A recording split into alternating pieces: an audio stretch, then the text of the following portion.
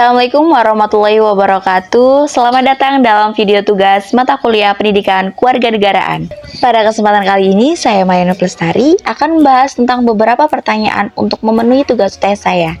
Semoga video ini dapat bermanfaat dan menambah wawasan kita semua. Mari kita simak bersama-sama. Pertanyaan yang pertama yaitu jelaskan urgensi diselenggarakannya pendidikan kewarganegaraan. Pendidikan kewarganegaraan memiliki urgensi yang sangat penting dalam konteks masyarakat modern, terutama di negara yang menganut sistem demokrasi. Beberapa alasan mengapa pendidikan kewarganegaraan perlu diselenggarakan. Yang pertama adalah membangun kesadaran berbangsa dan bernegara. Pendidikan kewarganegaraan membantu individu memahami identitas nasional, sejarah, dan nilai-nilai yang mendasari kehidupan berbangsa dan bernegara. Yang kedua adalah membangun sikap demokratis.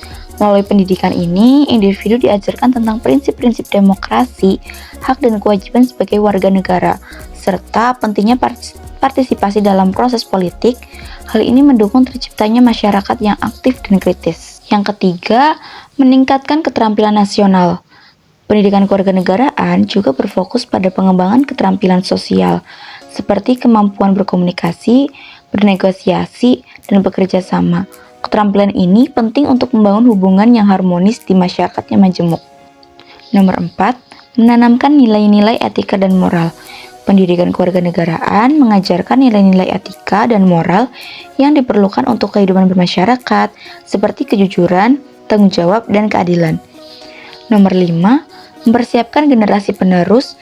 Pendidikan kewarganegaraan mempersiapkan generasi muda untuk menjadi pemimpin masa depan yang mampu menghadapi tantangan global. Dengan pemahaman yang baik tentang kewarganegaraan, mereka diharapkan dapat mengambil keputusan yang bijak dan bertanggung jawab. Nomor 6, mendorong toleransi dan penghargaan terhadap perbedaan. Dalam masyarakat yang multikultural, pendidikan kewarganegaraan mengajarkan pentingnya toleransi, penghargaan terhadap perbedaan, dan hidup berdampingan secara damai. Yang terakhir, meningkatkan kesadaran hukum. Pendidikan kewarganegaraan juga memberikan pemahaman tentang hukum dan peraturan yang berlaku di negara, sehingga warga negara dapat menjalankan hak dan kewajiban dengan baik. Soal yang kedua yaitu jelaskan apa saja perwujudan atau bentuk dari identitas nasional. Identitas nasional merupakan ciri khas dan karakteristik yang membedakan suatu bangsa dari bangsa lainnya. Perwujudan atau bentuk identitas nasional dapat dilihat dalam beberapa aspek. Aspek yang pertama yaitu bahasa. Bahasa resmi dan bahasa daerah yang digunakan oleh masyarakat menjadi salah satu simbol identitas nasional.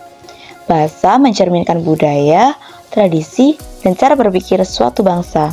Yang kedua ada budaya, tradisi, seni, musik, tarian, dan ritual yang dimiliki oleh suatu bangsa merupakan bagian dari identitas nasional.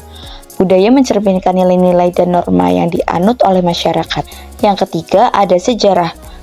Kesadaran akan sejarah, perjuangan dan pencapaian bangsa, termasuk tokoh-tokoh nasional dan peristiwa penting, menjadi bagian dari identitas nasional yang membentuk rasa kebanggaan dan solidaritas. Yang keempat adalah lambang negara. Contohnya seperti simbol-simbol resmi seperti bendera, lambang negara, dan lagu kebangsaan yang menjadi representasi identitas nasional. Yang selanjutnya ada nilai-nilai dan norma. Contohnya seperti gotong royong, toleransi, dan keadilan. Yang keenam ada agama dan kepercayaan. Sistem kepercayaan dan praktik keagamaan yang dianut oleh masyarakat dapat menjadi elemen identitas nasional, terutama di negara yang memiliki keragaman agama. Yang ketujuh, geografis dan lingkungan. Ciri-ciri fisik dan lingkungan alam seperti pegunungan, sungai, dan iklim yang menjadi bagian dari kehidupan sehari-hari masyarakat juga berkontribusi pada identitas nasional. Selanjutnya, sistem pemerintahan dan hukum. Struktur pemerintahan, konstitusi, dan hukum yang berlaku mencerminkan cara suatu bangsa mengatur diri dan menjalankan kehidupan berbangsa dan bernegara. Yang terakhir yaitu pendidikan. Kurikulum pendidikan yang menekankan sejarah, budaya, dan nilai-nilai bangsa berperan dalam membentuk identitas nasional generasi muda. Selanjutnya nomor 3. Sebagai generasi muda, peran apa yang dapat Anda ambil untuk menjaga dan memperkuat integrasi nasional Indonesia? Aksi konkret apa yang dapat dilakukan di lingkungan sekitar? Generasi muda memiliki peran penting dalam menjaga dan memperkuat integrasi nasional Indonesia melalui beberapa cara, antara lain, yang pertama adalah pendidikan dan kesadaran, yang kedua, kegiatan sosial, yang ketiga, penggunaan media sosial, yang keempat, relawan dan komunitas, yang kelima, dialog antar budaya, yang keenam, kegiatan olahraga, yang ketujuh, kampanye lingkungan. Dengan melakukan aksi konkret ini, generasi muda dapat berkontribusi secara aktif dalam menjaga dan memperkuat integrasi nasional Indonesia. Pertanyaan yang keempat yaitu, sebagai mahasiswa, bagaimana menyikapi pengaruh asing agar tidak merusak identitas nasional kita sendiri? Sebagai mahasiswa, menyikapi pengaruh asing dengan bijak sangat penting untuk menjaga identitas nasional. Berikut adalah beberapa langkah yang dapat diambil. Yang pertama, meningkatkan pemahaman tentang pendidikan dan pengetahuan.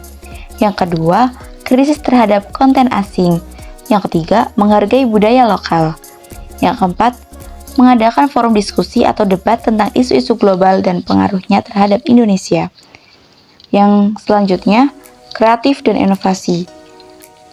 Yang keenam, bijak menggunakan media sosial. Yang ketujuh, berpartisipasi dalam organisasi. Dan yang kedelapan, mendukung produk-produk lokal. Soal yang terakhir yaitu soal nomor 5, apakah yang dimaksud dengan ancaman non-militer dan berikan contohnya.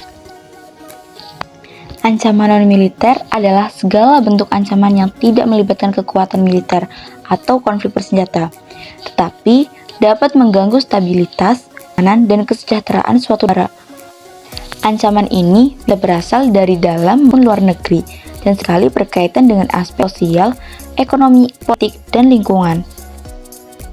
Contohnya seperti pelanggaran hak asasi manusia, penyebaran informasi palsu atau hoax, krisis ekonomi, dan korupsi. Sekian materi yang saya bawakan untuk hari ini. Semoga bermanfaat. Terima kasih.